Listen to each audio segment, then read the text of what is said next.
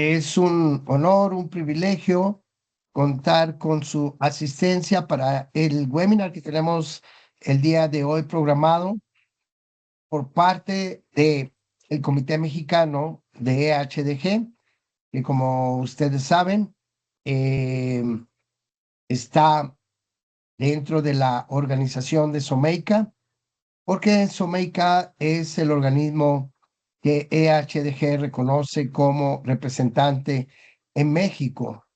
Pero no solamente para México, sino tenemos pues distintos colegas de Centro y Sudamérica que interactúan o han interactuado con el comité, especialmente en aquellos en los cuales no hay un comité regional. Entonces, a nombre del Comité Mexicano de EHDG y desde luego de SOMEICA, queremos darles la más cordial bienvenida. Y queremos recordarles que el objetivo fundamental de estos webinars es hacerles saber que en mayo del 10 al, perdón, en mayo del 12 al 15 de mayo tenemos el Festival Panamericano de Diseño Higiénico en la Ciudad de México. Eh, este evento, pues es el máximo evento que tenemos. Y bueno, pues la idea es que la audiencia latinoamericana especialmente, aunque evidentemente también entra la península ibérica, tenga la oportunidad de encontrar eh, oportunidades muy actualizadas y con la tendencia que HDG a nivel mundial vive. Como la mayoría de ustedes seguramente sabrán, este año toca el Congreso Mundial en Viena, en Austria, en el mes de octubre.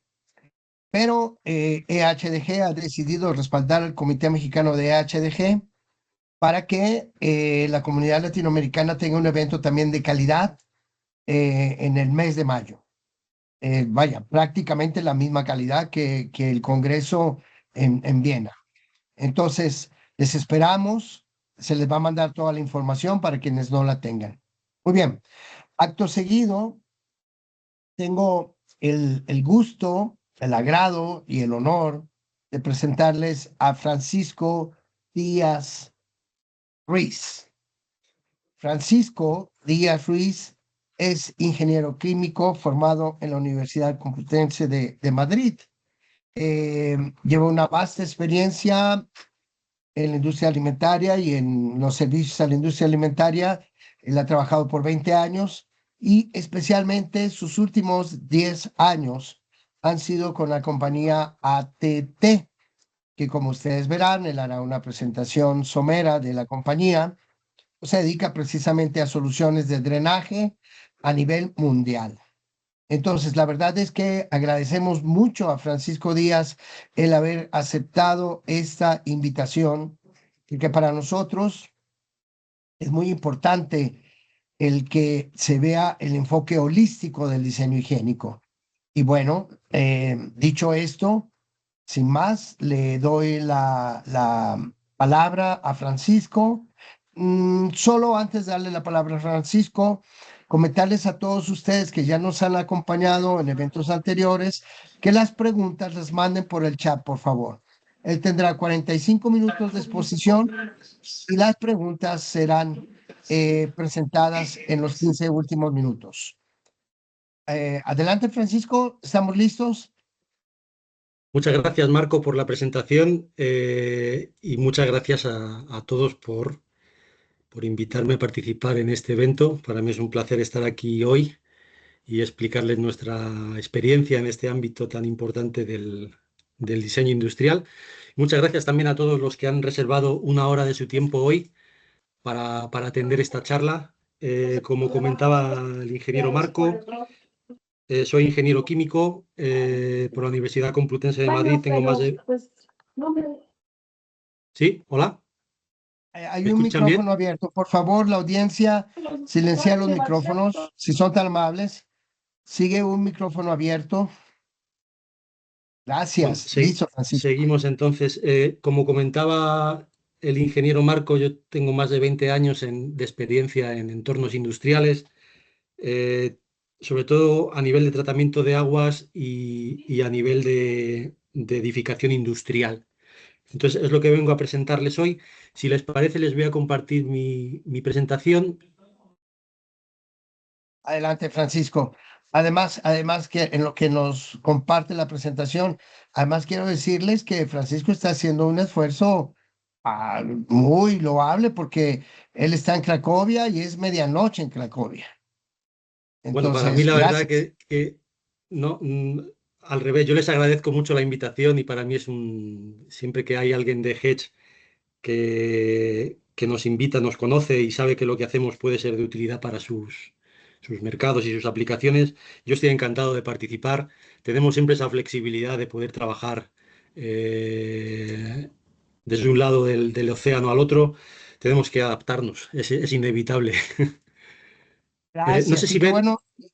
Y qué bueno, perdón que dices eso, Francisco, para comentar también que justamente Grupo Navar es el representante de ATT en México y ellos estarán con un stand precisamente en el Festival Mexicano de Diseño Higiénico para que ustedes pregunten todo lo necesario, todas sus dudas, todos sus comentarios y vean los productos que ellos les pueden ofrecer. Listo, ahora sí, Francisco, prometo no interrumpir más. Muy bien, pues vamos a arrancar entonces. Ven ustedes la presentación, ¿verdad? Sí, señor, se ve perfectamente. Muy bien, pues vamos a hablar hoy de estos temas de diseño higiénico y lo vamos a hacer con un enfoque que es un poco diferente al habitual. Nos vamos a enfocar, por un lado, solamente en los elementos que están a nivel de pavimento y por debajo del nivel de pavimento, que no es lo normal, ¿no? Cuando uno piensa en diseño higiénico, muchas veces piensa pues, en las líneas de proceso, en los procedimientos de limpieza, de desinfección. Aquí nos vamos a centrar en otro asunto. Eh, y por otro lado, lo vamos a ver también desde un punto de vista del fabricante de equipamiento. Ustedes saben que los temas de higiene industrial son muy amplios, tienen muchas facetas, tienen muchas caras y hay gente, yo tengo compañeros que se dedican únicamente y exclusivamente a diseño higiénico y a temas de diseño higiénico. Nosotros hacemos otras cosas, pero por otro lado, lo que hacemos está en primera línea de contacto, ¿no? En la trinchera, vamos a decir, del diseño higiénico. Somos los que diseñan el equipamiento, lo montan, lo prueban en las plantas y esa experiencia pienso que para ustedes también va a ser muy valiosa. ¿M? El contenido de la presentación es, como dijo Marco, en primer lugar tendremos que hablar un poco de quiénes somos, lo que hacemos, porque entiendo que muchos de ustedes no nos conocen. Luego entraremos en la parte de diseño, que es la parte fundamental de la presentación. Y finalmente, pues veremos algunas fotos que ilustren un poco los conceptos que hemos trabajado anteriormente desde un punto de vista más práctico. ¿Ok?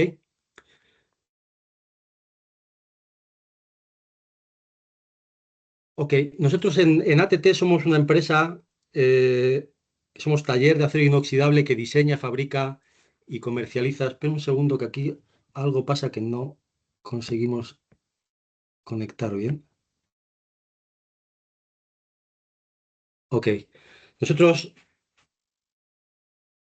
no sé, Francisco, sí, regresaste a la diapositiva inicial. sí, se regresa automáticamente, no sé por qué será. Vamos a intentar de otra manera. Hay algo que no acaba de funcionar acá. Vamos a ver, volvamos a arrancarlo. Y si vemos Sí, que no adelante. funciona bien, si vemos que no arranca bien, pues lo hacemos. La tengo bien estructurada la presentación, así que la haremos de otra manera. No, Ok, ahí está perfecto.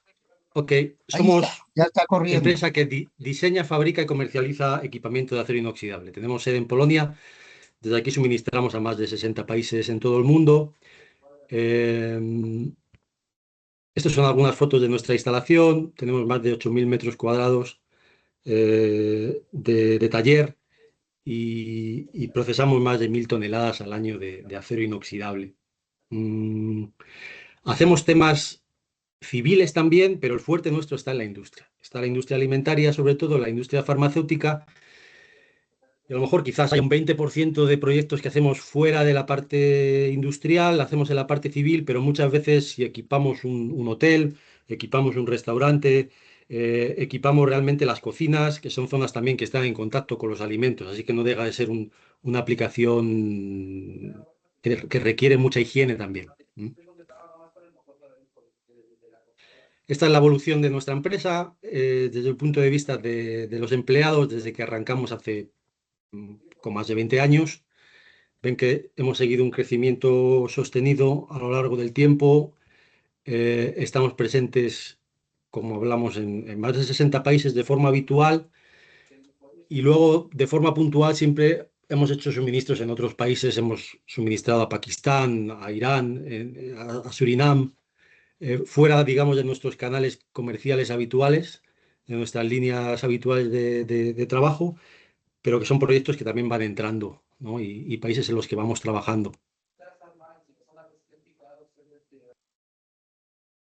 En nuestro taller nosotros diseñamos con norma europea fundamentalmente, ¿vale?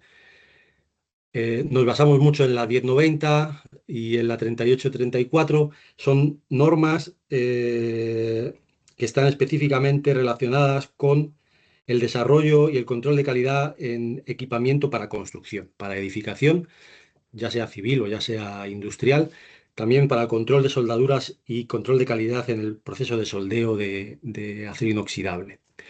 Y luego, en paralelo, trabajamos con una serie de normas que están más enfocadas al producto, ¿no? Que son las que tenemos más abajo.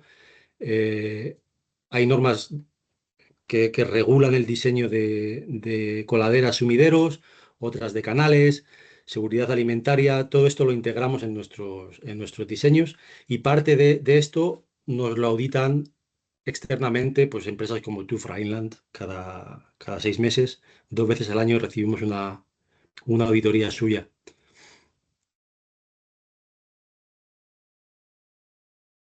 Mm, Y luego, al margen de estas normas, también tenemos unas certificaciones externas en cuanto a caudales, cargas o agarre digamos, como de antideslizantes o las superficies de nuestro equipamiento, ¿no? Y esto es lo que nos permite también marcar nuestros productos con el marcado CE. En cuanto a nuestra relación con EHEDGE, nosotros somos miembros de la asociación desde 2016, ¿no? Y nos ha dado un input muy bueno a la hora de mejorar también la parte higiénica de nuestros diseños de producto, ¿vale? Desde 2023 nosotros somos representantes oficiales en Polonia. Entonces aquí en nuestro país nosotros lo que hacemos es organizar eventos muy parecidos a los que organiza también Marco allá en México, de promoción del diseño higiénico dentro de la industria alimentaria. Y también llevamos un poco la comunicación entre la central de Hedge y los socios del país, ¿vale? De forma paralela, también participamos activamente en diferentes actividades, ¿no? Dentro de la asociación. Publicamos habitualmente algunos artículos técnicos dentro de las publicaciones de Hedge y participamos también en el comité de diseño de drenaje, pues que es el que al final desarrolla un poco los estándares de Hedge, ¿no? Y los va revisando en el tiempo. ¿Mm? Y con todo esto, con este background, pues nosotros realmente todos los productos que diseñamos que van dedicados a zonas de proceso alimentario están diseñados según las directrices de Hedge. Aquí tenemos digamos, una imagen del portfolio nuestro. No sé si igual es un poco pequeño para que lo distingan bien. Empezando desde arriba a la izquierda, pues tenemos los sistemas de drenaje, que es quizá por lo que la gente más nos conoce en el mundo. Tenemos una gama luego muy amplia de tapas estancas, también para aplicaciones industriales, elementos de protección de panel, de puertas en instalaciones industriales. Hacemos todo tipo de estructuras, pasarelas, barandillas. Luego, empezando por la línea de abajo, pues tenemos una gama también potente de equipamiento para la industria alimentaria, sobre todo carros de transporte, ¿no? Para la industria cárnica, de todo tipo, para hornos de ahumar, para transporte de producto terminado o de producto sin terminar aún. Hacemos algo de tubería y tenemos también una línea muy grande y muy importante de productos que no salen al mercado como marca ATT, y que nosotros llamamos subcontratación, en el sentido que a nosotros nos dejan un plano, un fabricante de maquinaria, por ejemplo, un fabricante de cortadoras de carne o de hornos de ahumar, y nos dice, ustedes nos fabrican el chasis, ¿no? Eso también lo hacemos mucho. Y por último, lo que nosotros llamamos servicios en la parte final, pues se refiere a trabajos de ingeniería que hacemos y trabajos de montaje, porque también hacemos el montaje de nuestro equipamiento. Entonces, lo que nosotros vamos a ver hoy está en la primera parte, que es el sistema de drenaje, ¿vale? Eh, y ya vamos a entrar en detalles de diseño. Eh, Antes de empezar, me gustaría hacer un pequeño inciso. Estos son, pues, algunas noticias que hace un par de años preparé una presentación parecida a esta, y en un momento busqué en internet y encontré este tipo de noticias. Si buscáramos hoy, seguro que la encontraríamos de la misma manera. Pues son noticias, por ejemplo, en este caso, alerta por presencia de listeria en productos cárnicos españoles, ¿no? Listeria, el patógeno que trae de cabeza la industria alimentaria, pues unos casos de listeriosis en Dinamarca, 100 personas afectadas, 4 fallecidas, un boletín de la Comunidad de Madrid también con, pues, un problema de listeria en unos alimentos, y así sucesivamente, ¿no? En este caso, salmonelosis. Entonces, este tema es un tema que causa mucha alarma social, tanto en la gente, pues, como en los políticos, ¿no? Que tienen que preocuparse de evitar estos problemas. Este es uno de los protagonistas, digamos, principales de estas noticias, la listeria. Aquí tienen también en esta fuente encontré un listado o una evolución de casos oficiales reportados de listeriosis en la Unión Europea de 2009 a 2019, ¿no? No están actualizados a día de hoy, pero pienso que la tendencia va a ser muy parecida. Entonces ven el crecimiento que hay desde 2009 a 2019, está colocada la tabla en sentido contrario, pues ven que el crecimiento es prácticamente año a año, seguramente porque también cada vez hay más controles, ¿no?, en la industria, ¿no? Entonces, lo que nos podemos preguntar es, ¿dónde está, de dónde viene este problema? ¿Dónde se encuentran estas fuentes de contaminación, ¿no? Y quería compartir con ustedes aquí un estudio que se realizó en Gran Bretaña a principios de los 90 por un instituto al que se le encargó la tarea de precisamente encontrar cuáles eran las fuentes de contaminación en algunos problemas de listeriosis que se habían encontrado ahí en el país. Y curiosamente, pues el 47% de las superficies que ellos testaron, relacionadas con los útiles de limpieza, pues estaban contaminadas. Y me refiero a aquellos elementos que nosotros utilizamos para limpiar las, las instalaciones, ¿no?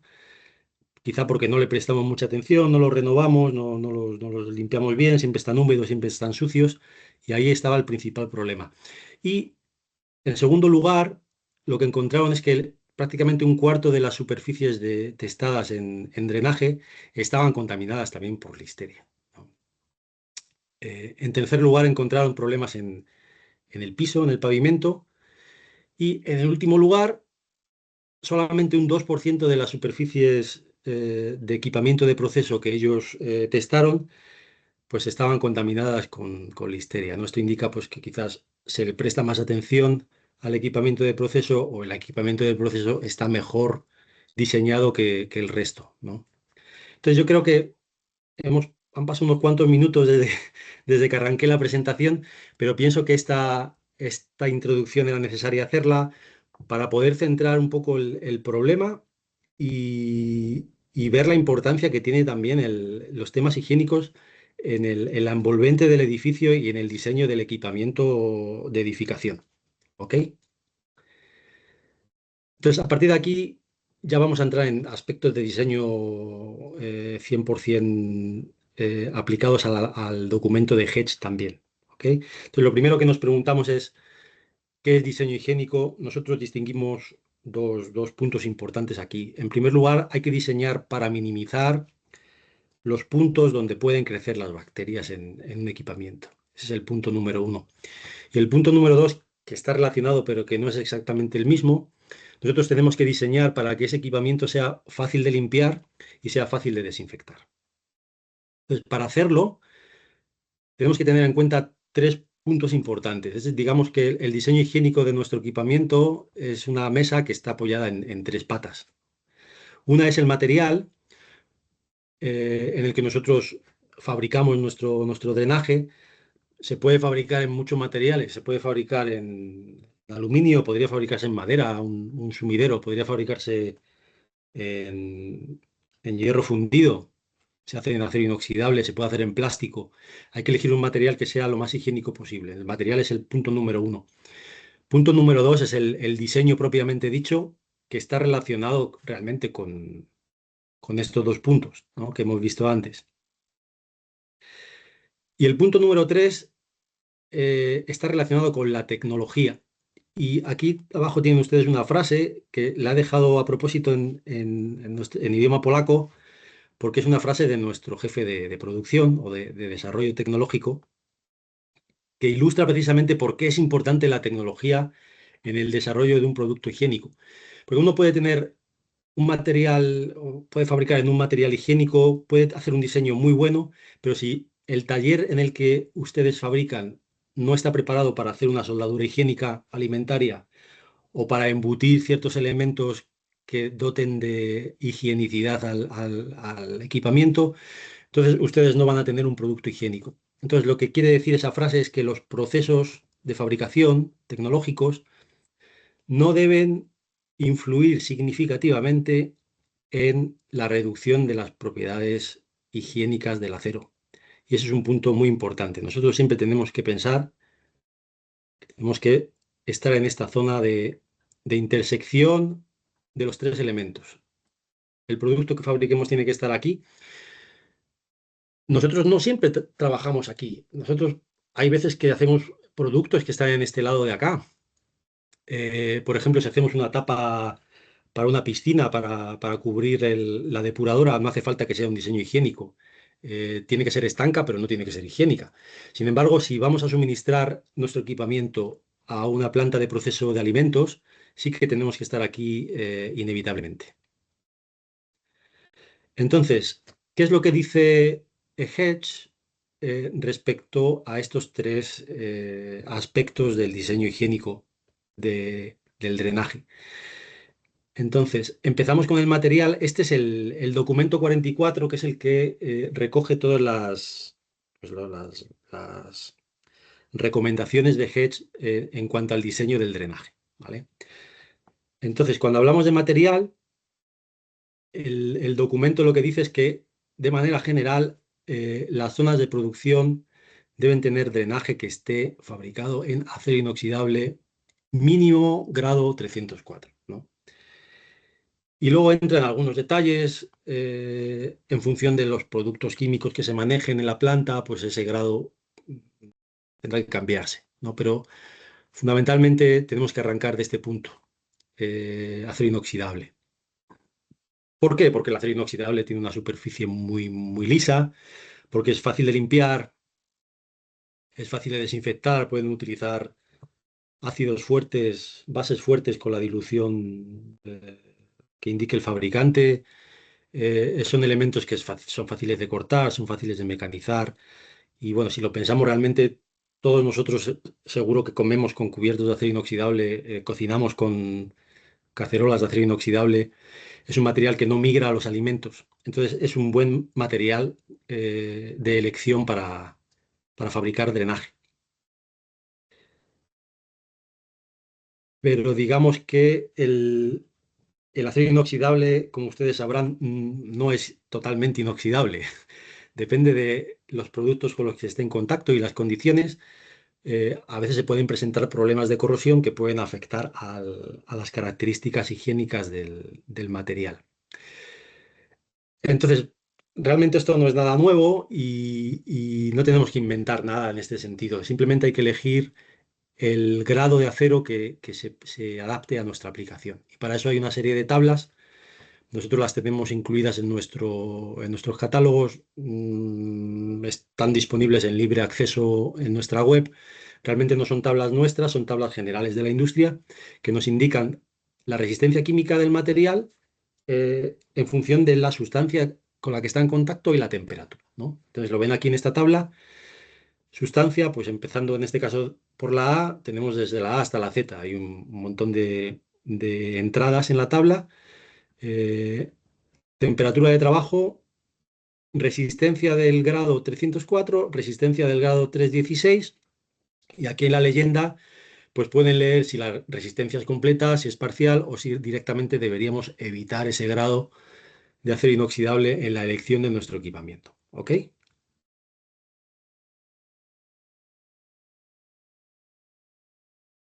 Ok. Avanzamos.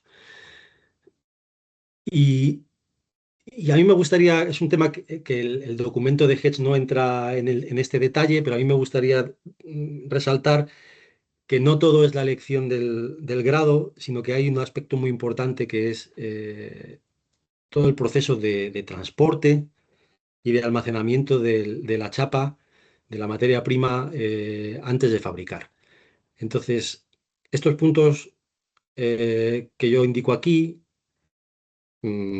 comprar solamente de proveedores homologados, donde sabemos qué condiciones tienen de almacenamiento de su producto, sabemos que ellos transportan el producto en condiciones seguras, de manera que no hay ninguna posibilidad de contaminación. Y el último aspecto que es importante también es cómo cada fabricante acopia la materia prima en su almacén, para evitar que haya problemas de desarrollo de corrosión. Estos aspectos también son importantes. En cuanto al segundo aspecto importante en cuanto al desarrollo de productos higiénicos, teníamos la tecnología. Entonces, aquí en Hedge el documento no entra en mucho detalle. Lo más importante es la soldadura. Y ahí nos remite pues, a una norma, a otro documento interno. Vamos a ver algunos detalles un poco más adelante. En cuanto a la soldadura, nos remite a ese documento de soldadura higiénica. Y en cuanto al tratamiento superficial, el documento 44 no detalla, no da muchos detalles, pero la revisión que estará en marcha, que yo pienso que se publicará en breve, en la que nosotros también estamos trabajando, sí que ya indica pues, que el tratamiento superficial tiene que ser un decapado íntegro en baño ácido, y también remite a otro documento que es el documento 18 para más detalles.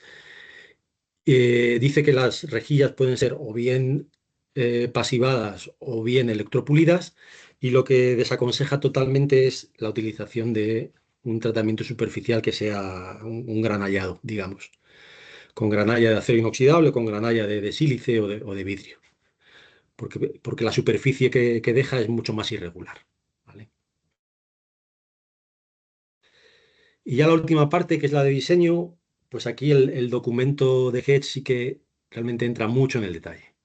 Dice muchas cosas, y yo aquí en esta primera transparencia he querido destacar las que para mí son como más generales y son importantes a nivel general.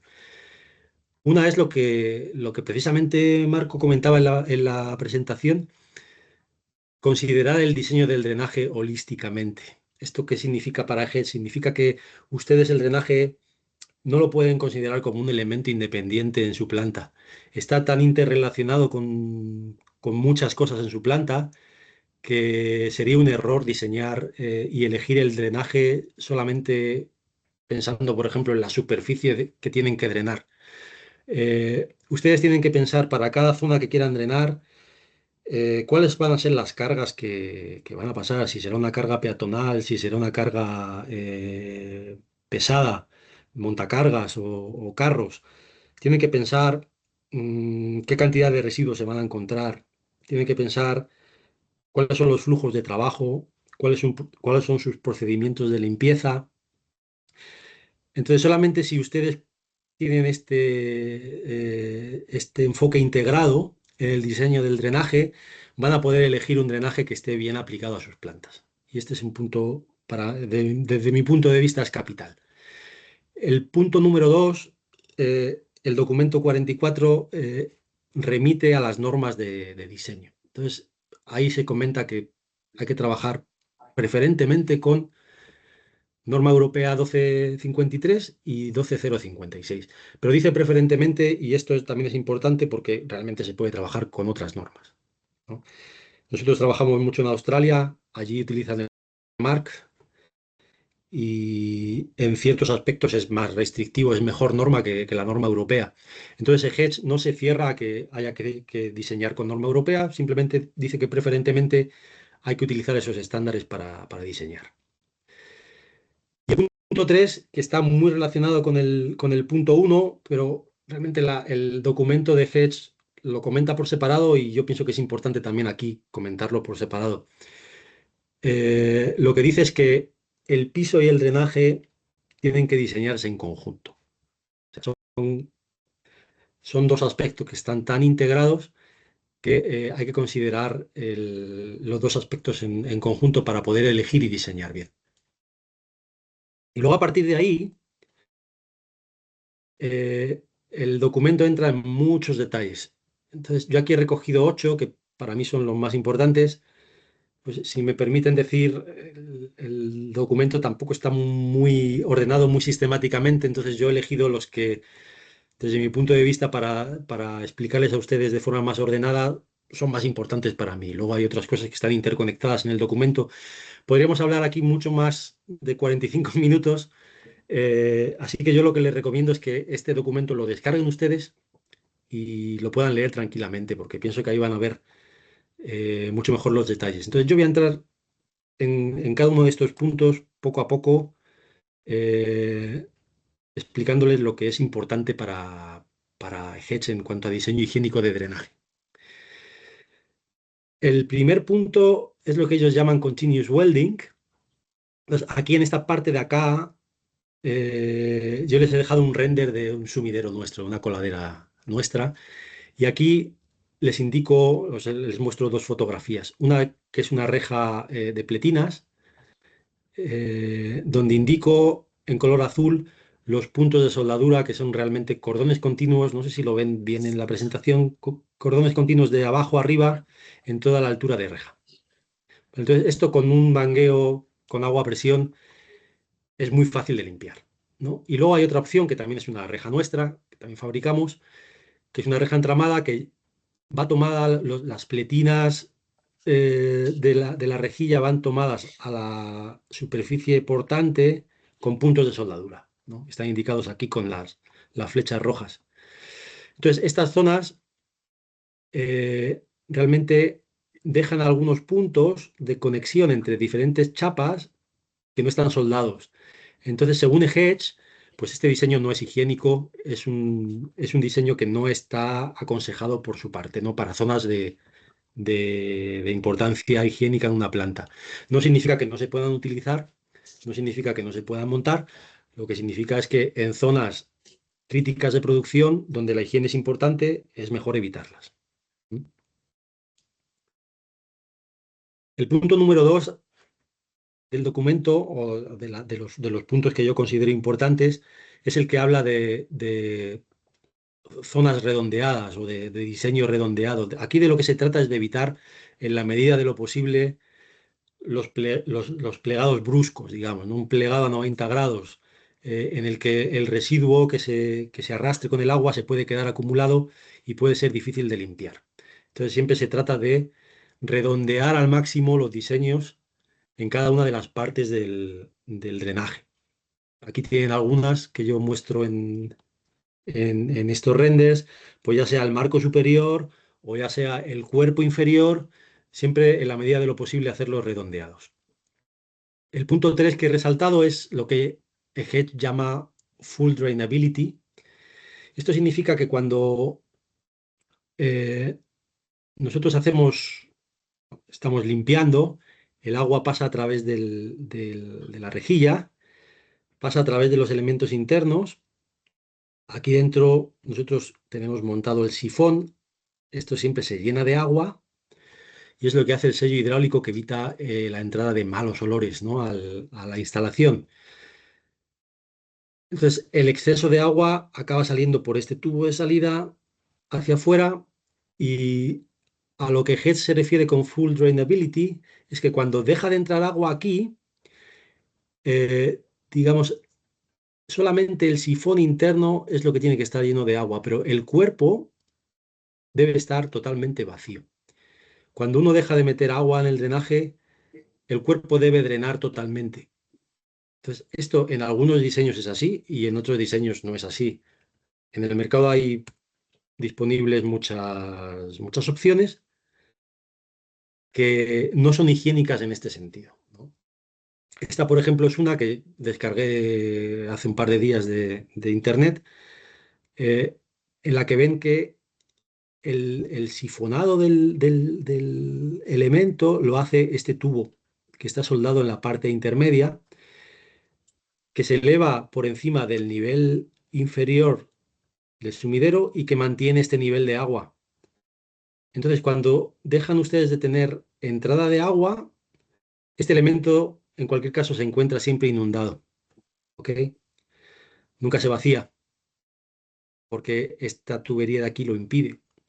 Entonces, siempre tenemos aquí agua sucia que cuando vuelve a entrar agua para drenar, se renueva con otra cantidad de agua sucia.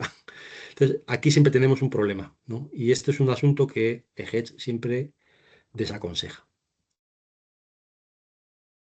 Los siguientes puntos que habla el documento se refiere a no tener zonas muertas y la preferencia de Hedge de tener siempre cuerpos de drenaje redondos en vez de cuadrados.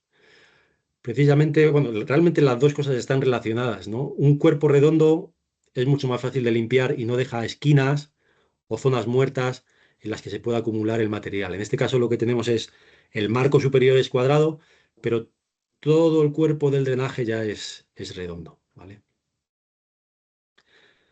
Entonces, igual como comentábamos anteriormente, en el mercado hay muchas opciones, ¿no? Y hay algunas que no son higiénicas en el sentido que Hedge lo requiere, ¿no? Por ejemplo, esta es una de ellas, es un drenaje que tiene un cuerpo cuadrado. Entonces, en estas zonas cuadradas, en estas zonas de acá, por el interior, siempre hay más riesgo de que se acumulen residuos, ¿no? Entonces, es un tema que Hedge desaconseja totalmente. El siguiente punto que habla el documento se refiere a los elementos internos que van montados dentro del drenaje, es recomendable que sean siempre desmontables. O sea, aquí tenemos el cuerpo del sumidero, tenemos el sifón representado acá, la cesta y la reja. Entonces, todos estos tres elementos son desmontables. Cuando uno los desmonta, tiene acceso directo a la red de tubo. Y si se da una situación de atasco o hay que hacer algún mantenimiento, es muy fácil acceder. Sin embargo, si esos elementos no son desmontables, va a ser muy difícil eliminar el problema. Y de la misma manera, pues esto es una fotografía que recibí de un cliente hace unos días, de un elemento que él quería montar en su fábrica, en el que, en este caso no es el sifón, sino la reja, el elemento filtrante, no es desmontable, está soldado y es fijo en la zona interior. Entonces, en este caso, Eges también desaconseja totalmente la utilización de estos elementos.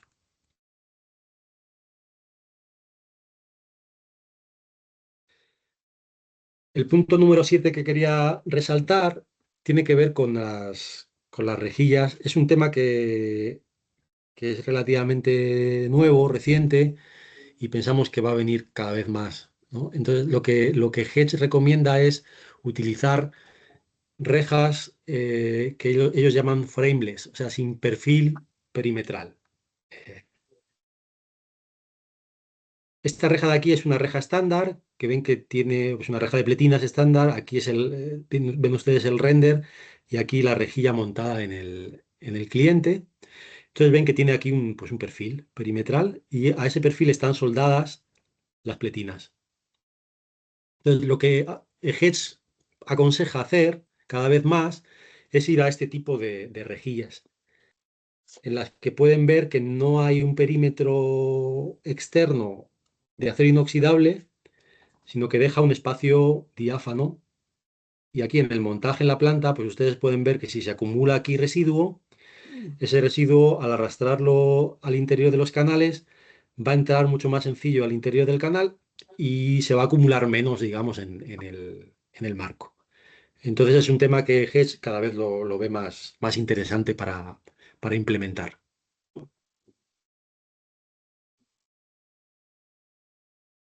Y ya para terminar, el punto octavo tiene que ver con las pendientes del el drenaje. Y aquí el documento 44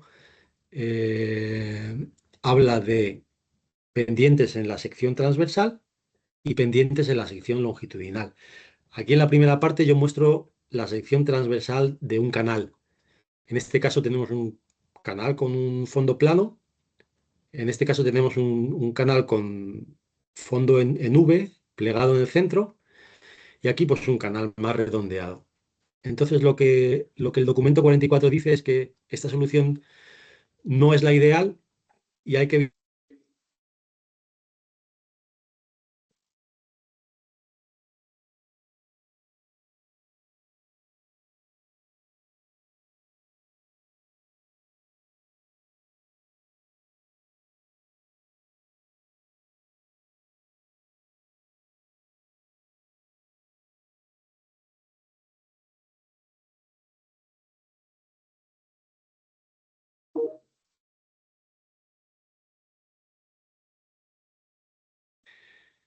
Sí, hola. Sí, Ya, hola. Francisco, ya, ya. Te perdimos como 30 segundos cuando estabas empezando a explicar esta transparencia. Ok, se fue la conexión, sí. Ok. Lo que hablábamos en este punto es que el documento 44 eh, dice que es muy importante mantener las pendientes adecuadas dentro del drenaje.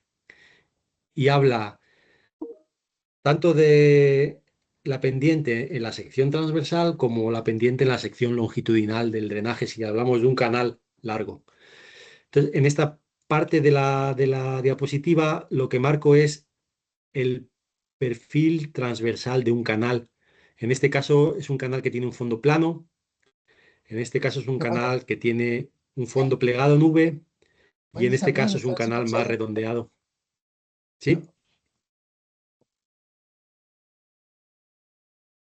Entonces, lo que el documento 44 dice es que esta solución no es aceptable y tenemos que ir a soluciones en las que hay una pendiente hacia la zona central del canal, porque en este caso el residuo siempre va a ser mucho más fácil que caiga a la zona central y ahí la corriente de agua lo pueda transportar a la zona de salida.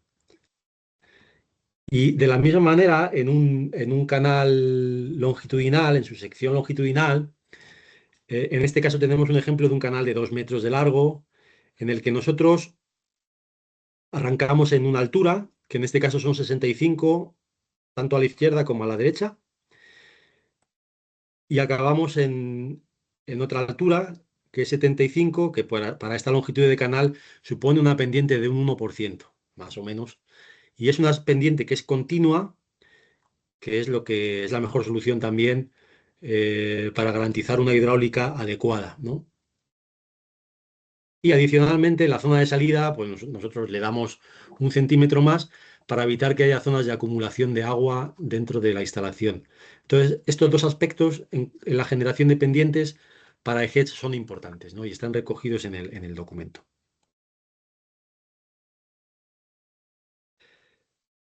Y estos son los 8 puntos que yo quería comentarles.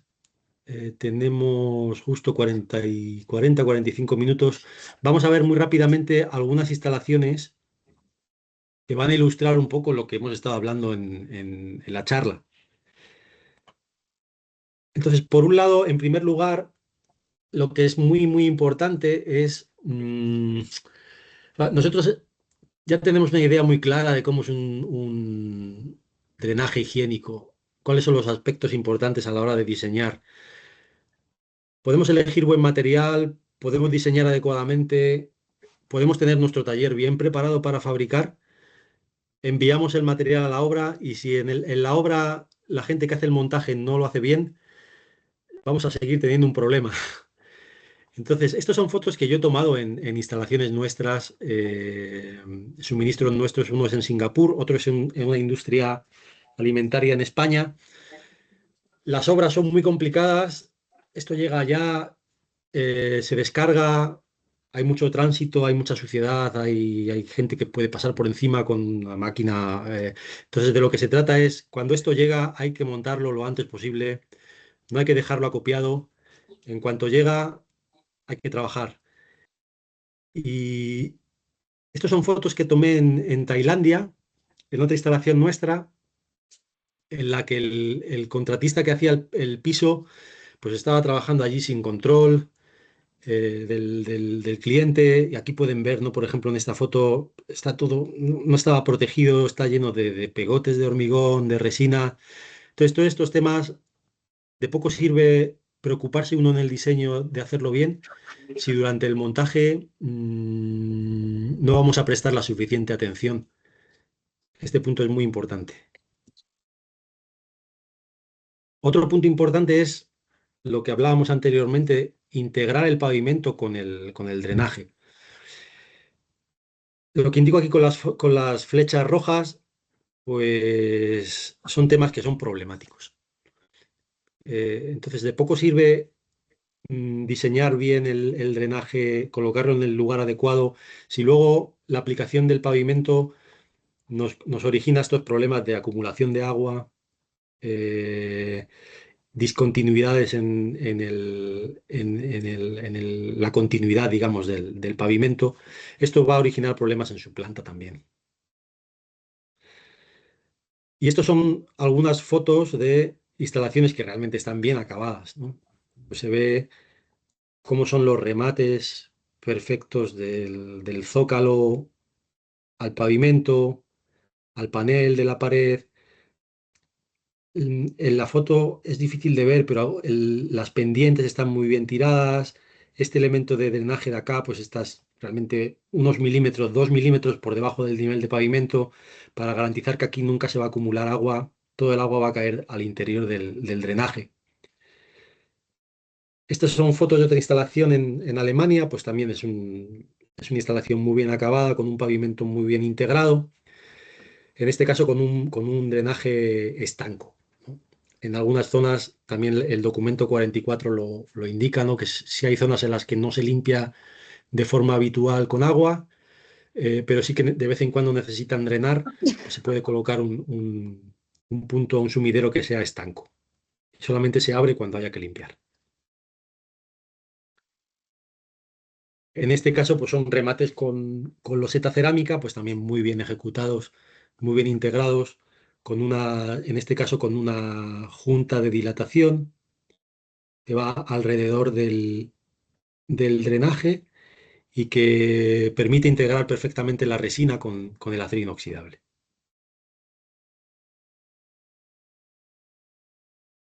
Y aquí tenemos otra instalación, en este caso es también con resina, en PepsiCo, pues también una instalación muy bonita, muy bien terminada en la que el canal de drenaje lo que nos hace es una barrera que impide el paso de agua de esta zona que eventualmente pueden necesitar drenar algún elemento o algún tanque. Pues este canal lo que hace es recoger el agua e impedir que vaya a la zona más abajo del edificio. Y yo, Marco, con esto he terminado. Espero que les haya resultado de interés. Hemos tenido algún problema con la conexión. Estoy a su Bueno, disposición para cualquier pregunta que quieran realizar. claro que sí. Realmente el problema fue mínimo. em, a reserva de ver los comentarios y las preguntas de los participantes, pues daremos conclusiones en 10 minutos aproximadamente. Katy, ¿me ayudas, por favor, con si nos llegaron preguntas al chat, por favor? Si no las han enviado, por favor. Sí, Marco. Permítame un momento.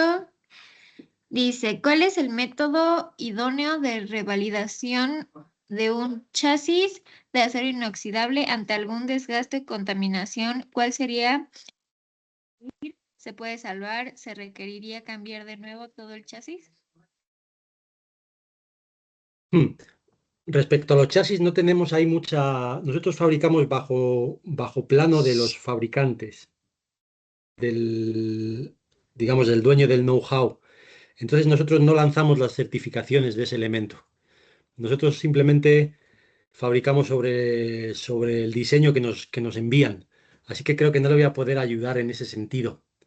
Eh, lo que sí que nosotros para fabricar nos exigen que sigamos todas las normas de diseño higiénico vigentes en nuestro mercado. Eso sí que hay que hacerlo. Muy bien, gracias, Francisco. Siguiente pregunta, Katy. Montoya dice, siempre se ha dicho que el acero inoxidable no hay presencia de corrosión, pero en la industria alimenticia generalmente hay presencia de humedad o bien agua cuando hace un proceso de limpieza y desinfección. ¿Esto podría afectarlo? Sí, le puede afectar y de hecho lo afecta. Eh, Hay varios puntos que pueden afectar al acero inoxidable y hacerlo que se oxide. Uno es la sustancia con la que está en contacto, por ejemplo, el ácido láctico en la industria láctea, algunos productos en la industria de bebidas también, o algunos productos de limpieza y desinfección que tienen una cantidad de cloruros elevada. Todo esto puede afectar al acero. Eh, Otro tema que puede afectar al acero es un tratamiento superficial inadecuado, porque por un lado está la importancia que tiene el material en sí, acero inoxidable grado 304, 316, esta parte es importante elegirla bien, pero hay una parte muy importante en la resistencia a la corrosión que tiene que ver con el tratamiento superficial. Si no hacemos un tratamiento superficial del acero en el taller, también puede haber problemas. Y ahí es donde entra el documento de Hedge a pedir que ese tratamiento superficial sea un decapado en baño ácido o un electropulido. Son los dos tratamientos que la norma recomienda. Gracias. Annette dice, las rejillas edgeless siguen siendo soldadas y los puntos de soldadura son siempre puntos de potencial contaminación. No sé si fue pregunta. ¿Qué tipo de a qué tipo de reja se refiere? Ah, pone edgeless. No sé. Ay, Sí, por ese no lo nombre no, reconozco. no la reconozco, pero posiblemente se refiere a la reja entramada, ¿no? No sé si Mm, Marco conoce ese tipo de reja, ¿cuál es? Negativo. No sé si la persona que formuló la pregunta puede explicar un poquito más para poder responder. ok. Y dice que sí, rejillas sin bordes.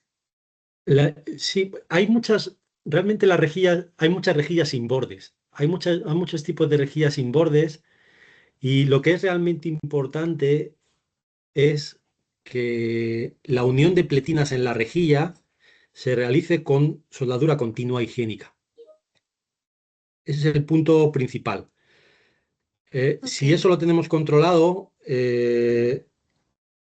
la rejilla va a ser fácil de limpiar y no va a presentar muchos problemas en cuanto a acumulación de residuo y crecimientos bacterianos. Esa es la parte más importante.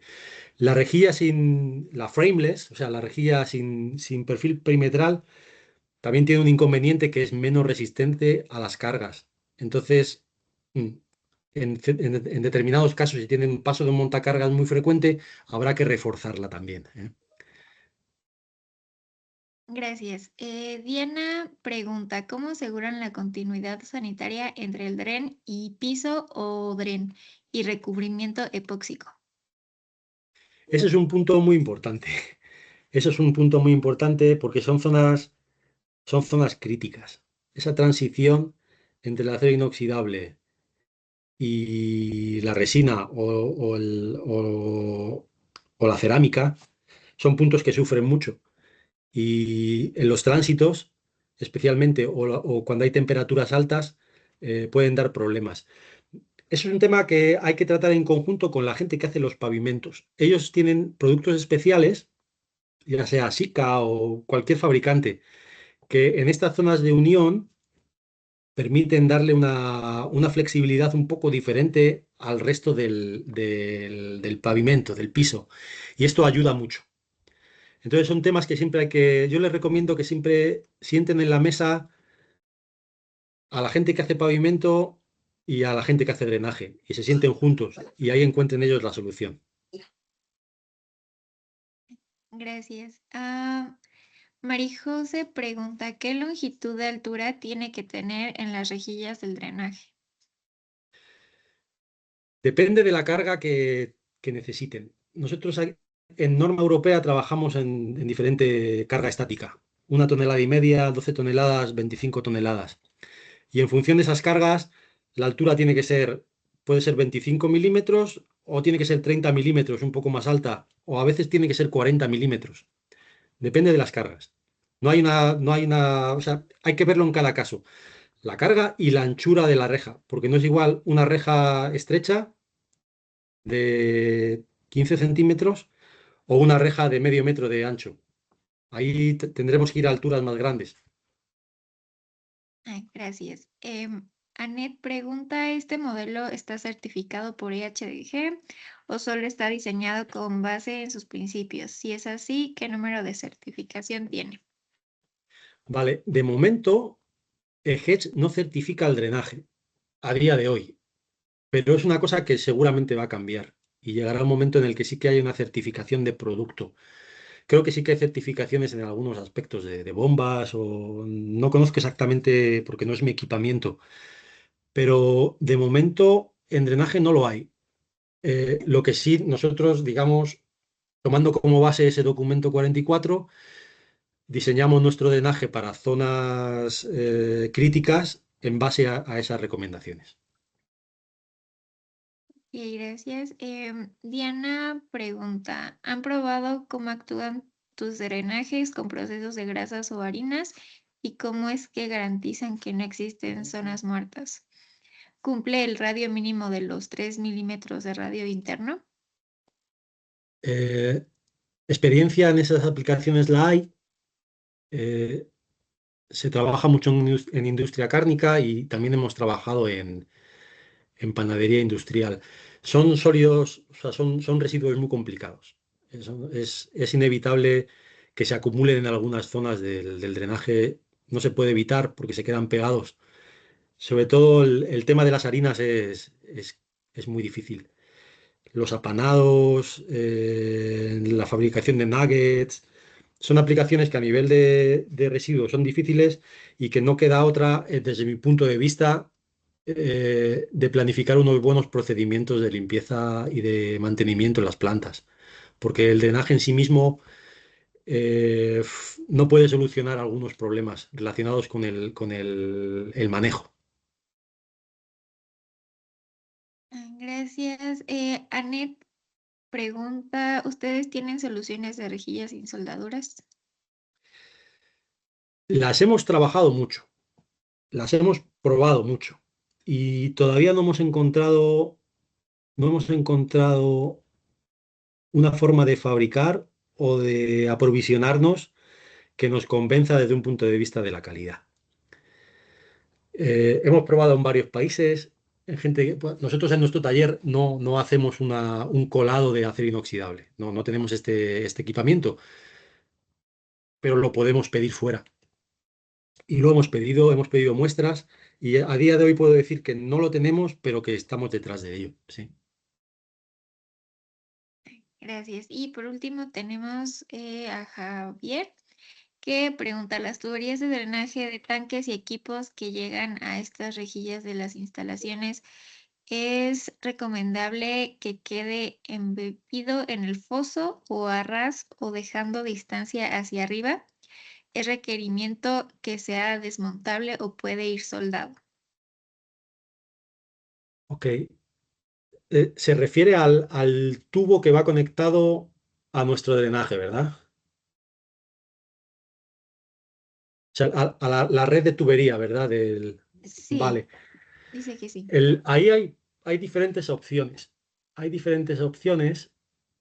Mm, no me atrevo a dar una recomendación de cómo hay que hacerlo porque ya depende más del lado del plomero industrial.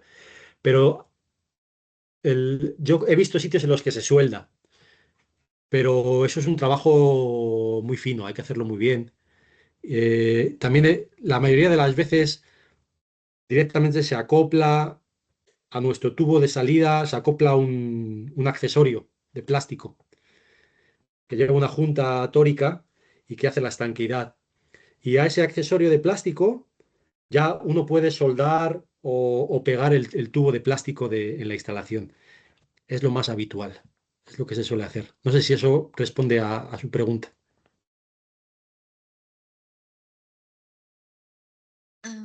En lo que responde, llegaron otras dos. Dice que sí, que gracias.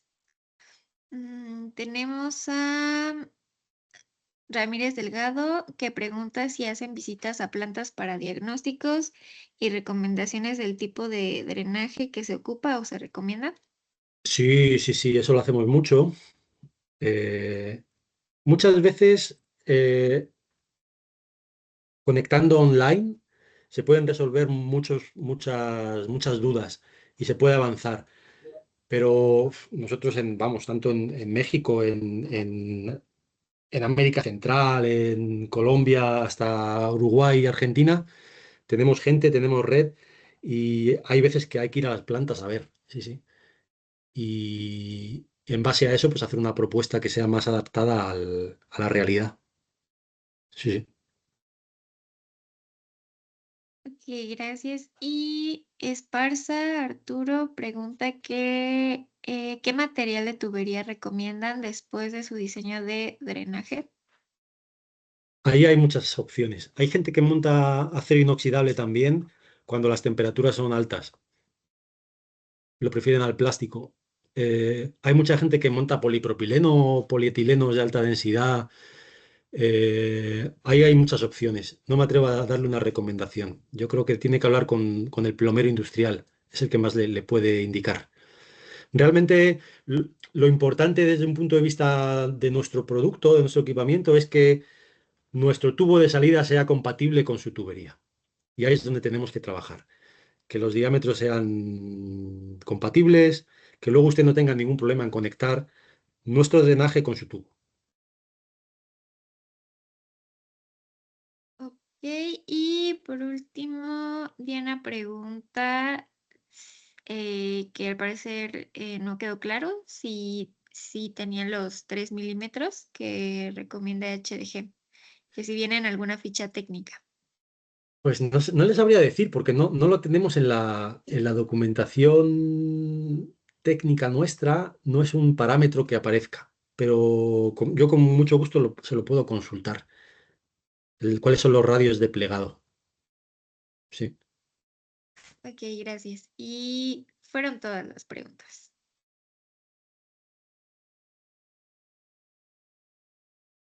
Bien, todas son Muy bien. preguntas. ¿Hay algún comentario, Katy? No, fue todo lo que apareció en el chat. Todo lo que apareció en el chat. Ujú. Bien, pues yo pienso que fueron muchas preguntas, no las conté, Francisco, pero eso indica claramente el interés por el tema. Y yo simplemente quisiera cerrar la conferencia eh, remarcando lo que decías de los estudios que existen entre la presencia de estos patógenos ambientales y el diseño, la instalación de los drenajes. Lo comento porque a través de los cursos que tenemos de HG, a través de las conferencias, nos dicen, bueno, pero vamos a ver, ¿qué tanto es si yo hago un muestreo en dónde lo voy a encontrar. Entonces, esto va de la mano con justo un muestreo ambiental en donde se haga hincapié no solamente en el acabado del drenaje, sino lo que bien explicaba Francisco, en la unión con el piso. Es ahí donde está la parte crítica, es ahí donde podemos tener más problemas. Claro, independientemente de que se sirvan o no los diseños sanitarios, pero es un tema integral que cada vez vemos. Yo quisiera comentar que incluso en una ocasión en el Congreso Mundial de HDG en Londres, comparto esta experiencia para todos los usuarios. Eh, me fue comentado por una de las compañías que también está en el Comité Mexicano que era necesario que visitaran una planta porque tenían que levantar el suelo o el pavimento, como le llama Francisco, porque habían hecho una colocación defectuosa y no habían considerado la unión con el drenaje. Eso en aquel momento significaba una inversión de $100,000. Solo levantar por un mal diseño. Entonces, esto lo remarco para todos los que nos escuchan, que están como usuarios, de que efectivamente, como bien decía Francisco, la recomendación es que ustedes platiquen con su proveedor de drenajes, con su proveedor de pisos y también hay selladores muy recomendados por parte de algunas otras compañías que están en el Comité Mexicano también de EHDG en México. Francisco, no sé si quieres agregar algo más.